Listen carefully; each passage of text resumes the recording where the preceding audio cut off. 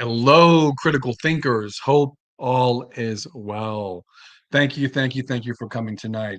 Before we begin with our show tonight, or news, first things first. If everyone can please do me a favor, please like the stream, comment below, share the video with someone, and if you haven't already, please subscribe to the channel.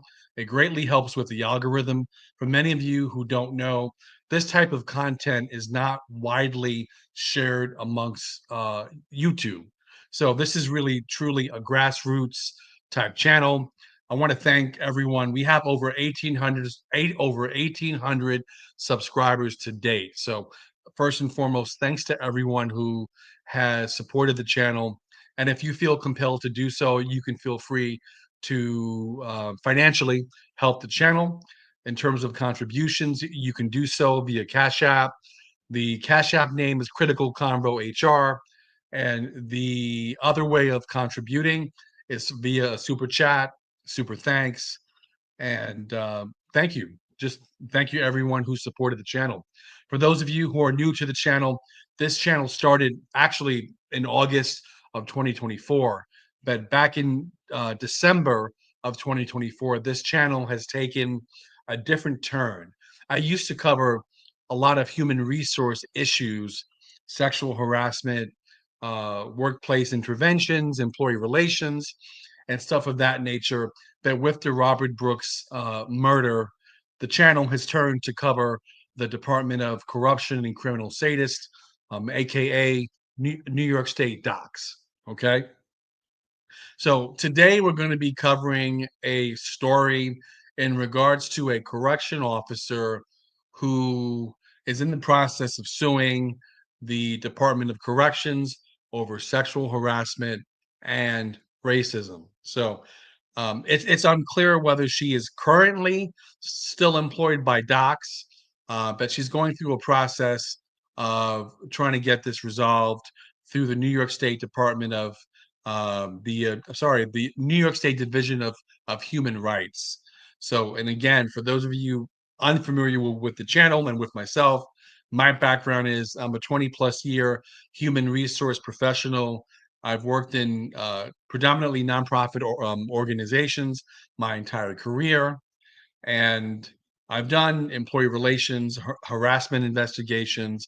So this story in relation to the Department of Corrections and what what this single mother is alleging is definitely up my, you know, it's in my wheelhouse, so to speak. So I'm going to pull up the article first, and then I'm going to actually show you the video in which she is speaking with her attorney. So for those of you on the stream now, if you can just do me a favor and type in where you're writing from, that would be greatly appreciated. I like to see where people are watching from, whether it's upstate New York, a different country. We have some people from UK, Australia. So definitely do me a favor and write that in the chat. That would be greatly appreciated. So I'm going to go ahead and share an article with you in reference to what this corrections officer is alleging.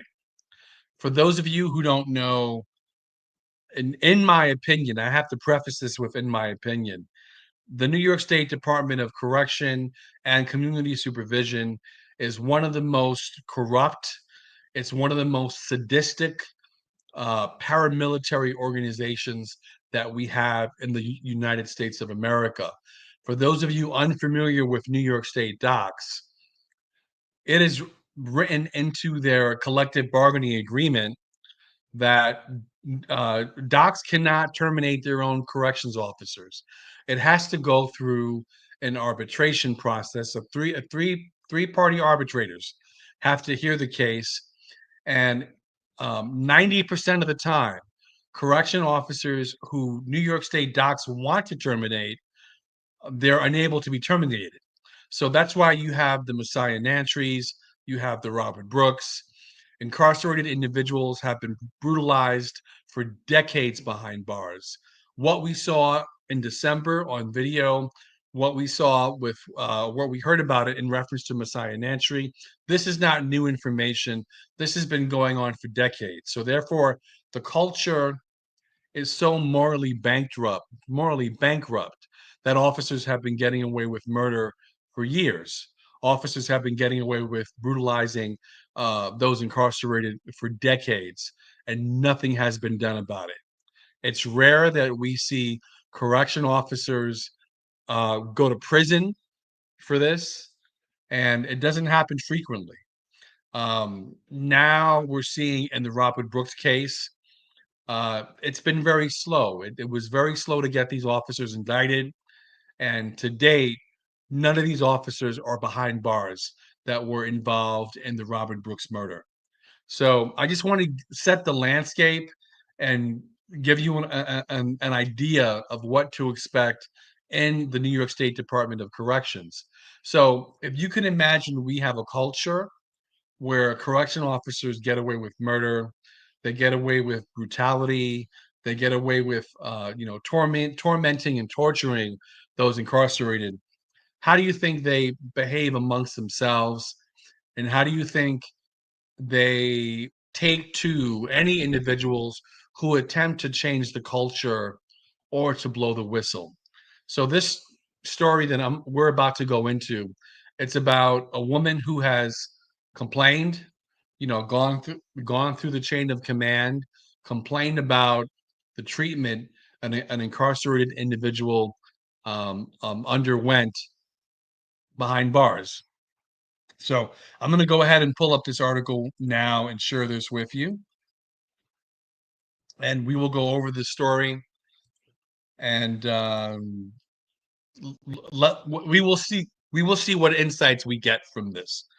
Okay, so this story is from 2WGRZ on your side, and the headline is New York Corrections Officer Sues Department of Corrections Alleging Racism. Now, just one quick thing. For those of you who are visual people, we have the article. And then after I go through this article, which will be about 5 to 10 minutes max, we will go through a video in which we hear the single mother speak about her experience in docks. So again, New York Corrections Officer sues Department of Corrections alleging racism. A New York corrections officer is sharing what she said is a pattern of racism and retaliation from her own coworker. Now she's taking legal action. So now this is where my human resource hat comes in.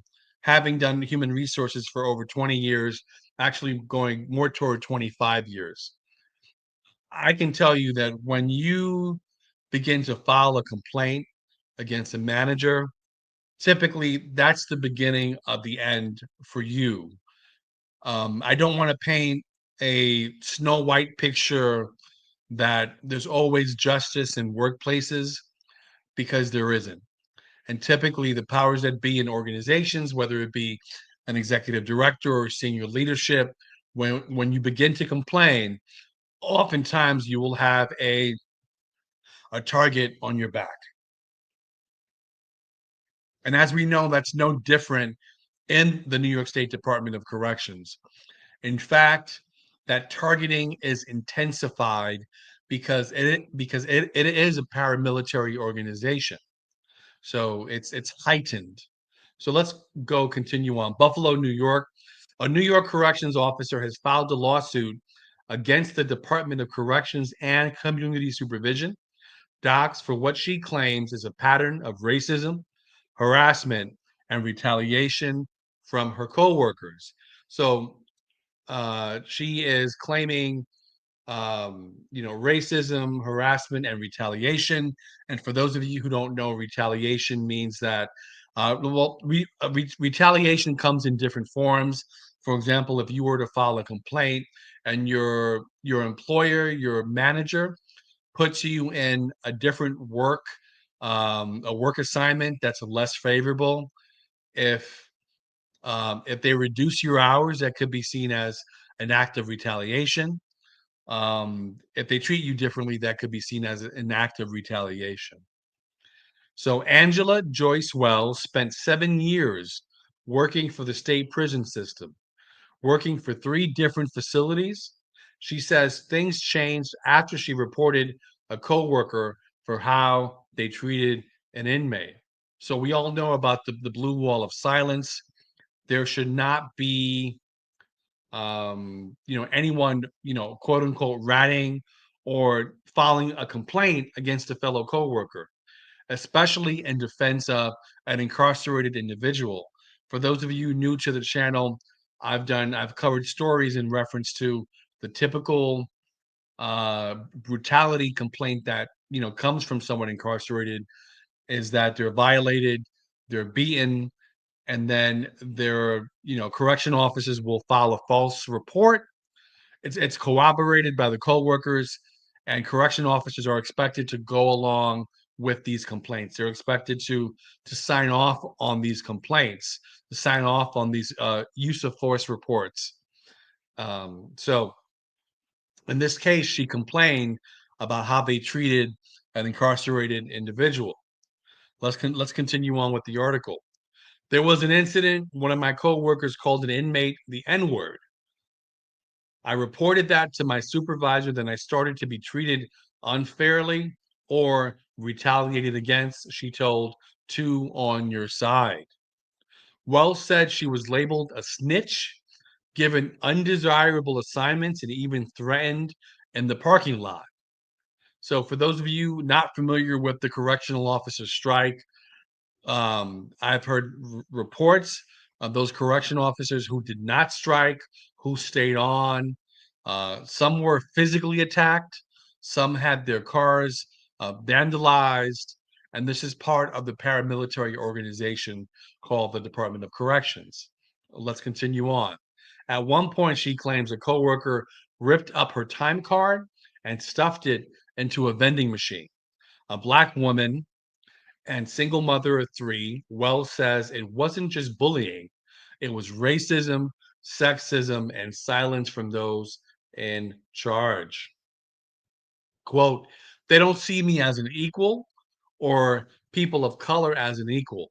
When we have the same uniform on, they treat us like they treat the inmates, or worse than they treat the inmates. Wells added, this is not the first, and I think that's what made me speak up.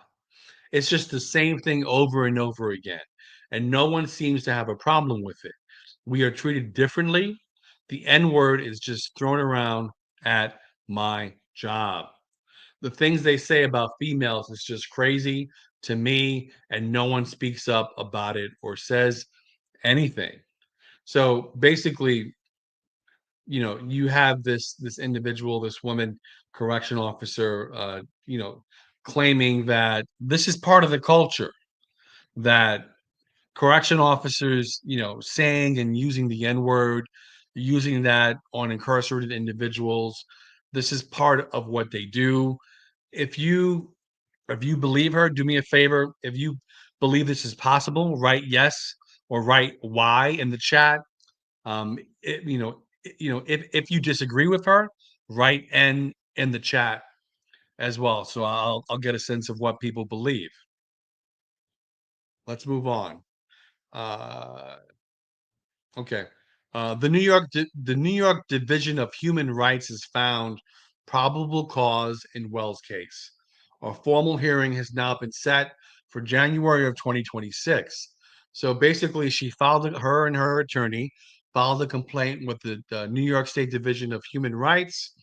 And so, on a preliminary level, they found that there's probable cause, that there's enough evidence based on what she's producing to have a formal hearing.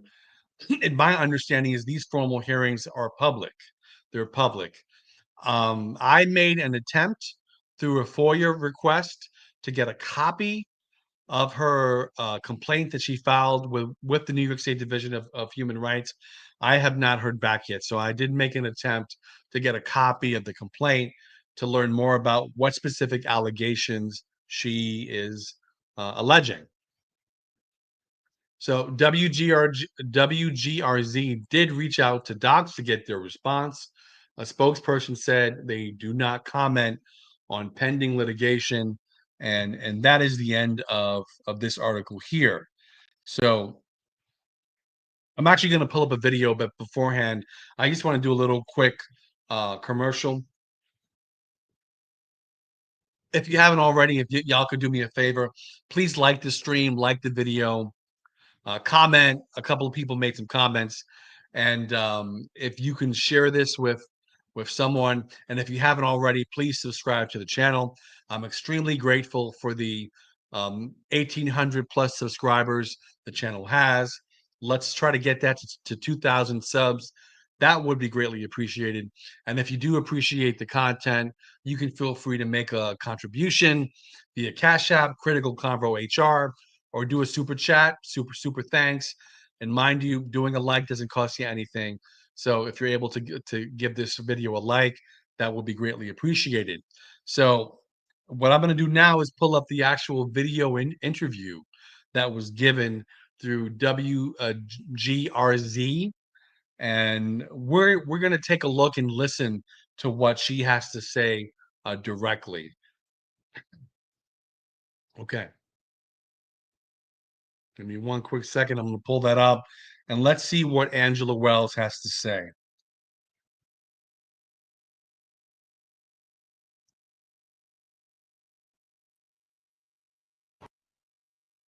Okay.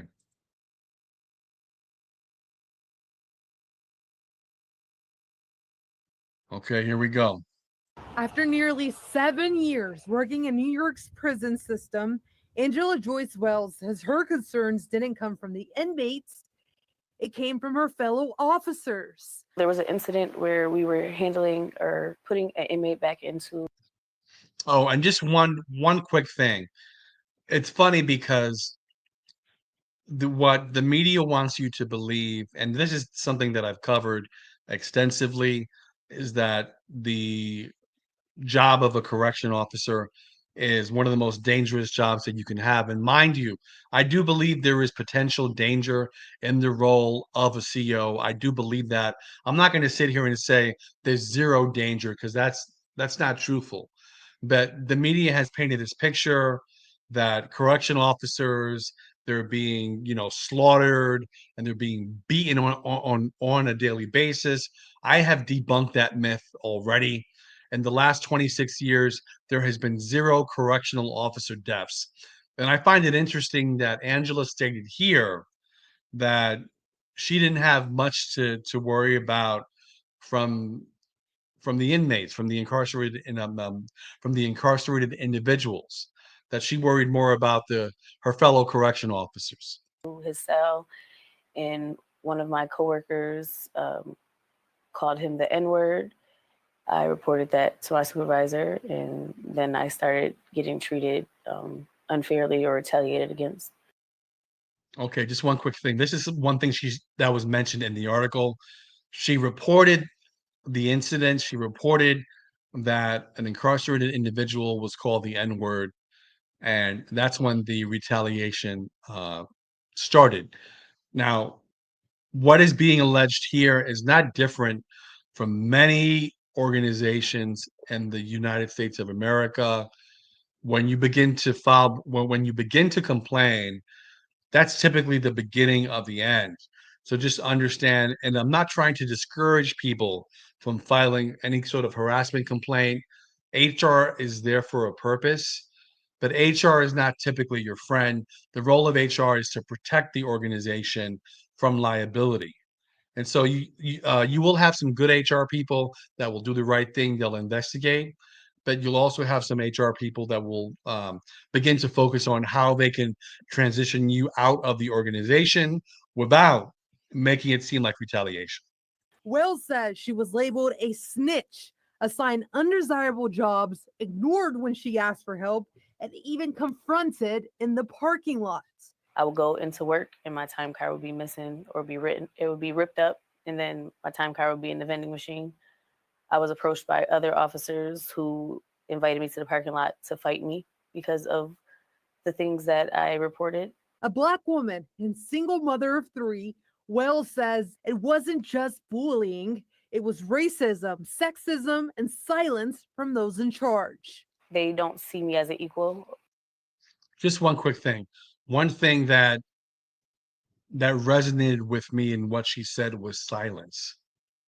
Typically, complaints go unanswered by OSI, by senior leadership. They're ignored, and the behavior is that this didn't happen. This hasn't happened.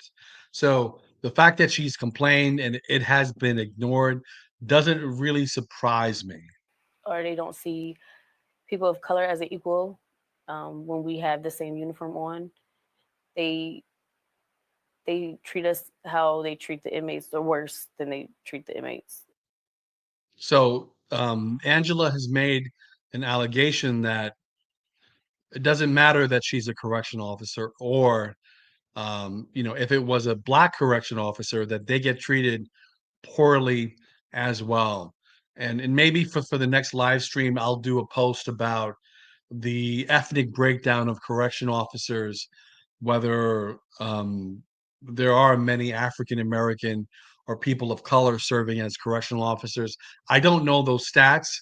I'm making a note to do some research on that, and in a future video, I will speak on that because I'm just curious. Wells has filed this lawsuit against the New York State Department of Corrections. Now, New York's Division of Human Rights has found probable cause in her case, opening up the door to a formal hearing in 2026. Now, just one thing again, the New York State Division of Human Rights has found probable cause.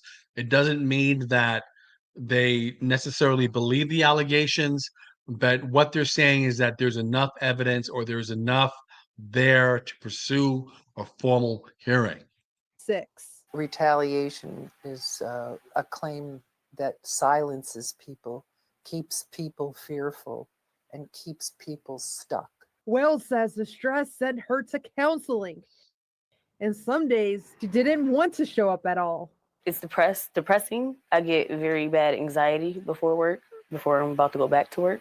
Now she's hoping her voice brings justice and safety for others who feel unseen behind the walls. It's not the first, and I think that's what made me want to speak up. It's the same thing over and over again, and no one seems to have a problem with it. Wells' hearing is set for January 2026. I reached out to the Department of Corrections for comment.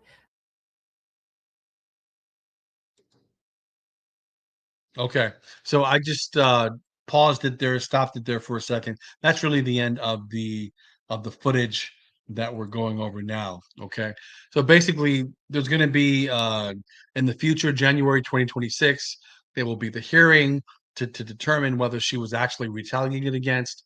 What's unclear is whether she's still an actual correction officer at any New York State facility.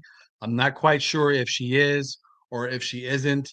I'm going to follow up on this story and attempt to get more information. So I will get more information. I'm in the process of trying to get her initial complaint she filed with the New York State Division of Human Rights. They have very quirky rules about when they're able to release information. I believe because there is a hearing and there was a determination of probable cause, that they will allow my FOIA request to be answered, and I will get a copy of that complaint. Angela, if you're out there, or your attorney, you're out there and you want to come on and speak to us here on Critical Conversations HR about what you've experienced, I'm giving you a platform. Okay, so the platform is there. One thing I want to do very quickly is, if anyone wants to come on and chop it up with me and give me your opinion on what you just read and heard and saw, I'll be more than happy to have a conversation with you. I'm posting a link to come up into the studio here in the chat. And just a couple of quick rules about that. If you do want to come on and have a conversation, what you should do is click on the link, and you need to have your camera on. We need to be able to see your face. I'm showing my face. No loud music in the back, and we can have a civil conversation.